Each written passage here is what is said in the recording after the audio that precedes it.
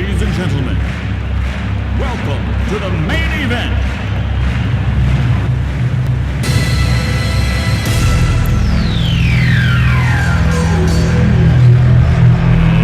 Let's get ready to rumble!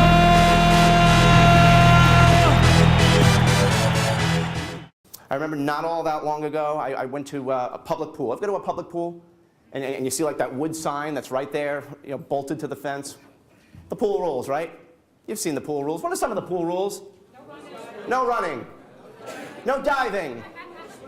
No spitting? That's it. No spitting. What's that? I'm losing you, right?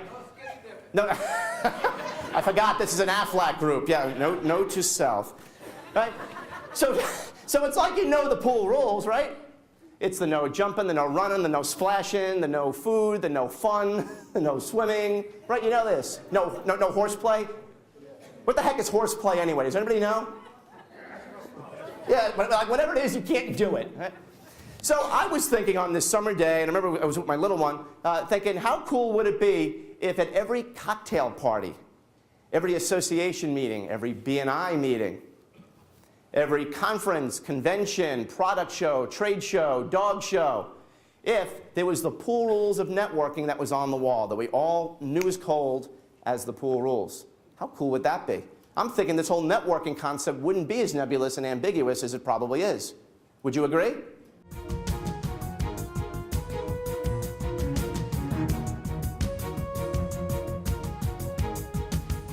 Here it is, definition of networking. Networking is a proactive approach to meeting people. Networking is a proactive approach to meeting people, to learn, in the hopes of, with the prospect of helping others, which I heard before. That's it. Networking is a proactive approach to meeting people, to learn, in the hopes of, with the prospect of helping others. That's it. It is not talking about whole life, term, annuities, long-term care, what have you. Although we want to do that, that's not what it's about. It's about learning from and potentially helping people. That's what networking is. In fact, that's what I want you to think. I'm going to invite you to think of when you hear the concept of networking, which I think many people use tongue-in-cheek, is that it's all about learning and potentially helping others. Now, some of you might be thinking this. I do network, I do know people, but I don't necessarily need to or can learn from them, nor do I want to help them because I don't like them. Do we like everybody that we meet? Absolutely not, right? I have decided when I am not the speaker guy and I am the networking guy and I'm at meetings, shaking hands, kissing babies, kissing hands, I've decided that I only like about a third of the people that I meet, 1/3. Which suggests that 2/3, not so much. So it's the 1/3 or 2/3 dynamic. And I'm not suggesting that I hate those 2/3, like, I hate you. There's just not a vibe. There's just not a good connection, right? So it's really about, in my mind anyway, focusing on the 1/3ers, where to go, what to say, and with whom.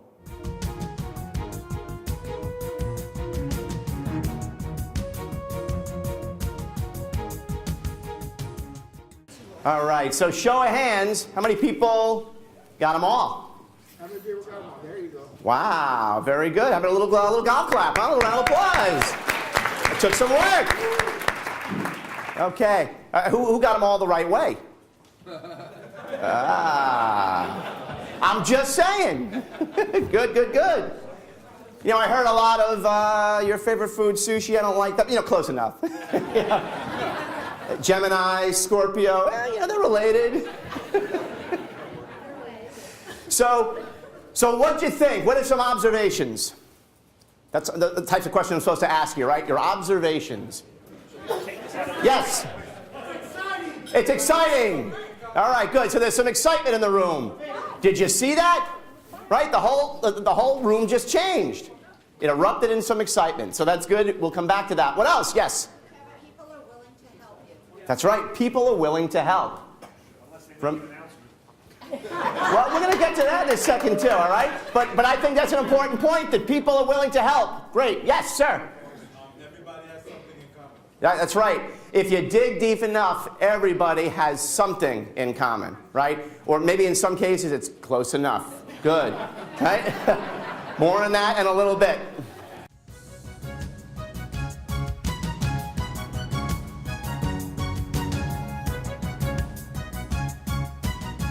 Most embarrassing network moment that I can recall, and there's got to be a lot of them, right? But here's my most embarrassing. It is food related. I remember traveling on a business trip with somebody named Jackie, and we were traveling on a plane. We had to go and do this talk together. Now Jackie was very aloof, a little bit of a different personality than mine, but brilliant, absolutely brilliant. And we were co-facilitating. We were both speaking, and I'm just thinking this says disaster all over it because we have completely different speaking styles. And have you ever been with somebody where it's kind of awkward to get into a conversation? It's like an effort. Well, I mean, that's kind of the way it was, right? And I figured this is really not a good start. So we get to the event, and we go through the whole morning, and it went okay. Not great, it went okay. So now lunchtime comes, and it's one of those buffet deals where, you kind of serve yourself, and there's not really a lot of room, so you're sort of like this close, face to face, nose to nose, belly to belly. Now, I remember distinctly having a styrofoam plate, plastic fork, juggling the beverage, and I remember having grilled chicken and steamed string beans and something orange. What it was, I don't know. But I remember being this close to Jackie. Now, Jackie has these big glasses, big lenses, and it makes her eyes double the size. And I remember biting down on this string bean, being this close to her, and what do you think happened? It didn't hit her directly in the face. But what did happen is hot water shot out at DEFCON 9, and at the last second, it took this trajectory down, and it painted this line of water down the lens of her glasses, and then it went bloop into her soda. Could you make that up? So I mean, there's steam coming off her glasses. So I did what any self-respecting person would have done in that situation, I think, is that I pretended that it didn't happen. Well, what would you do? So, I haven't had string beans since. So, I remember, I have a bad poker face, very bad. So I know that I had this grin. I know I couldn't hide it, right? And she's looking at me, and you can see the big eyes sort of cross-eyed, looking at the water on the lens. And I said, you saw that. That's what I had. You saw that. She said, yeah. I said, okay, now what? That was the brilliant response. Now what?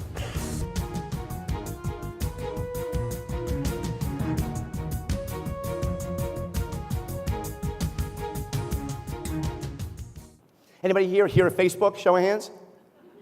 Yeah. Know about Facebook? Know somebody on Facebook? How many friends do you have on Facebook? 20, 30, 1,000? You know Jimmy Kimmel, right? He's got a late night talk show. About a year ago, and maybe you're familiar with this, he had this whole Unfriend Your Friends campaign. Do you remember that? And his whole deal was, those people on Facebook are not your friends. And I think he's right. And he suggests this, and I'm right on, is that you want to find out who your friends are?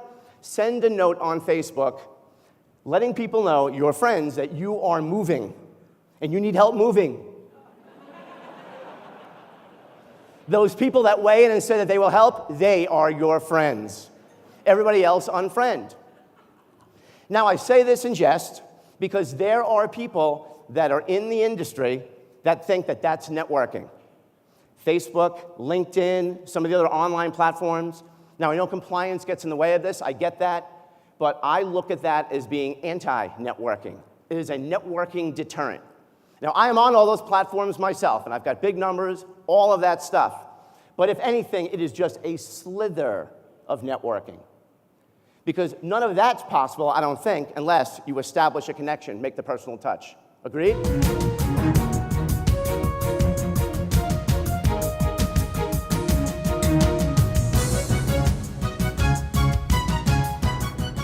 It's Friday morning, Vegas, Hard Rock Cafe Hotel, and here we are, swimming pool, and my friend Steve, a CFP, financial advisor or financial planner, he's in the pool and he's speaking to somebody there.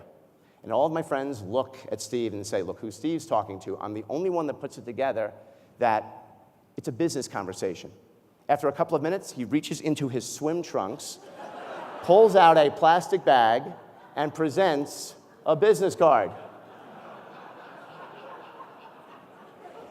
It did not, I know what you're thinking. It didn't happen then, but what happened after some diligent follow-up is he ended up landing a client at a time that he really needed to land a client. Steve was ready. Agreed? Readiness is about ready to do business. Readiness is about ready to capture a market. Readiness is about executing.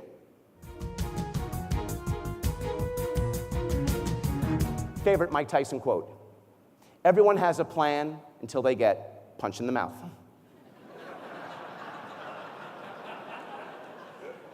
And he was right with that too. What Tyson meant is no matter how prepared you were with conditioning, training, whatever it was, you know, how many films, it didn't matter. Because as soon as you were on the receiving end of the right hook, right uppercut, left hook combination, it was over.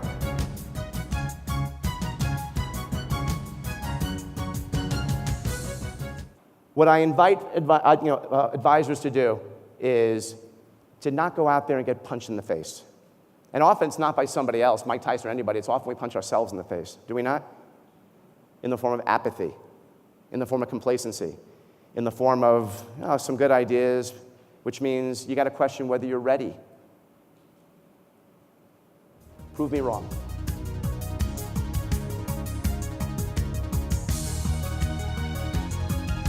World champion networker Michael Goldberg.